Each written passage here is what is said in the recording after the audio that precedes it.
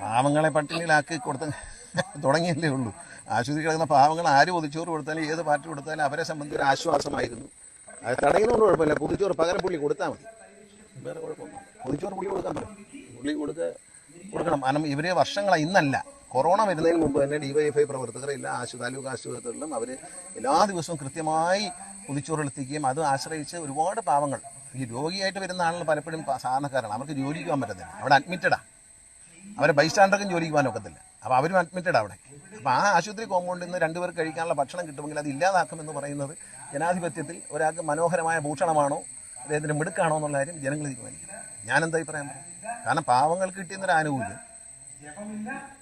അത് നിർത്താൻ പാടില്ല എന്നുള്ളതാണ്. അത് നിർത്തേണ്ടത്, അത് ബോർഡ് വെച്ചാലും ഇല്ലെങ്കിൽ ഡിവൈഎഫ്ഐ കൊടുക്കും. ഡിവൈഎഫ്ഐ കൊടുക്കുന്നത് ബോർഡ് വയ്ക്കാൻ വേണ്ടിയല്ല, ഡിവൈഎഫ്ഐ ബോർഡ് വെച്ചാൽ വിരോധത്തോട് വിളിക്കും, ബോർഡ് വയ്ക്കാതെ ഡിവൈഎഫ്ഐ അത് കൊടുക്കും. കാരണം അത് ഒരു നിസ്സാര കാര്യമായി നമ്മളെ കാണരുത്. യൂത്ത് കോൺഗ്രസിന് ഒരിക്കലും കഴിയാത്തൊരു കാര്യമാണ് ഡിവൈഎഫ്ഐ ചെയ്തത്. അവർക്കും ആകാമല്ലോ, അവർക്കും ചെറുപ്പക്കാരല്ലേ, അവരും കൂട്ടായ്മയല്ലേ, അവർക്കും ഇതുപോലെ പൊതിച്ചോറ് കൊണ്ടുപോയി എന്തുകൊണ്ട് പോയില്ല ഇത്രയും കാലം? ഡിവൈഎഫ്ഐക്കാർ മാത്രം എന്തുകൊണ്ട് പോയി? അപ്പോൾ ഒരു നല്ല കാര്യം ചെയ്യുന്നവനെ ഓടിച്ചുവിടും. ചാരിറ്റബിൾ പ്രവർത്തനം നടത്തുന്നവരെല്ലാം നാട്ടിൽ നിന്ന് ഓടിക്കും എന്നൊരു മന്ത്രി പറഞ്ഞാൽ അത് ശരിയാണ്. ഇതൊരു ചാരിറ്റബിൾ പ്രവർത്തനമാണ്, അല്ലാതെ ഈ ചോറുണ്ടവരെല്ലാം CPM വോട്ട് ചെയ്തോ? അതൊന്നുമില്ല, അതൊരു മൂഢവിശ്വാസമാണ്. അങ്ങനെ കാരണം അതൊരു നല്ല കാര്യം ചെയ്യുന്നു. ഡിവൈഎഫ്ഐ പ്രവർത്തകർ അനേക വർഷങ്ങളായി ഒരു നല്ല കാര്യം ചെയ്യുന്നു. അതിനെ അപ്രീഷിയേറ്റ് ചെയ്യുന്നതിന് പകരം അത് നിർത്തലാക്കും, അത് അടിച്ചമർത്തും. അതല്ലല്ലോ ഇവിടുത്തെ കേരളത്തിലെ പ്രധാന വിഷയം, അതല്ല ആരോഗ്യരംഗത്തെ പ്രധാന വിഷയം ഇതാണോ? മരുന്ന് വാരി കുത്തിവയ്ക്കലും സൂചി കുത്തിക്കയറ്റലും ഒടിഞ്ഞു വയ്ക്കലും അതൊക്കെ അല്ലേ, അതൊക്കെ പരിഹരിക്കും. അത് രാഷ്ട്രീയ വിരോധം.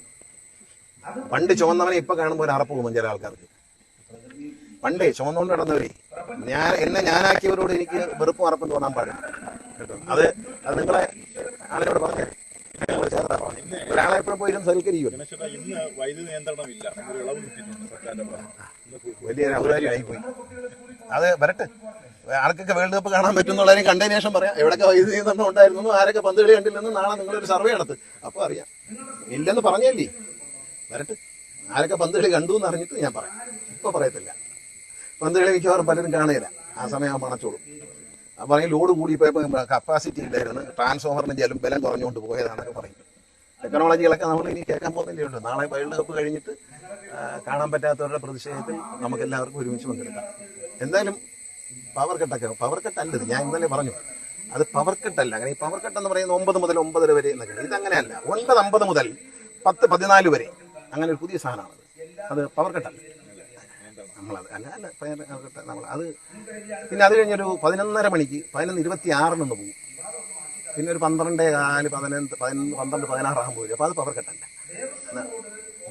എപ്പോൾ വേണമെങ്കിലും അണയ്ക്കാം.